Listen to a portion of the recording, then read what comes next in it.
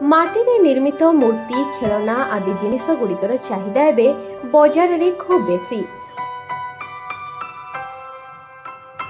ପୂର୍ବରୁ ମାଟିରେ ପ୍ରସ୍ତୁତ ବାସନକୁସନର ବ୍ୟବହାର ହେଉଥିଲା, ହେଲେ ଷ୍ଟିଲ୍ ପ୍ଲାଷ୍ଟିକ୍ ଆସିବା ପରଠାରୁ ମାଟି ତିଆରି ଜିନିଷଗୁଡ଼ିକ ଅଲୋଡା ହୋଇପଡ଼ିଥିଲା। କିନ୍ତୁ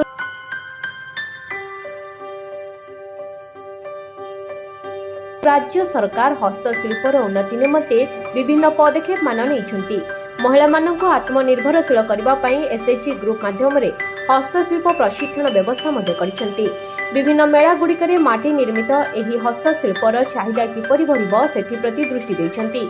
सेहीपरि भद्रक ब्लॉक खंडतड़ा पंचायत किछि स्वयं सहायक गोष्ठीर महिला माने मिसी माटीर चुली, विभिन्न प्रकार दीप, घर सजाइबा पई सुंदर सुंदर मूर्ति प्रस्तुत करुछंती। एहाको भाटीरे पोड़िबा परे रंग देई बिक्री निमंते बजार पठाइबे। एसएचजी ग्रुप महिला मानकर एपरि अभिनव प्रयास को विभिन्न महल रे प्रशंसा करा जायछि। ब्यूरो रिपोर्ट, प्राइग मीडिया।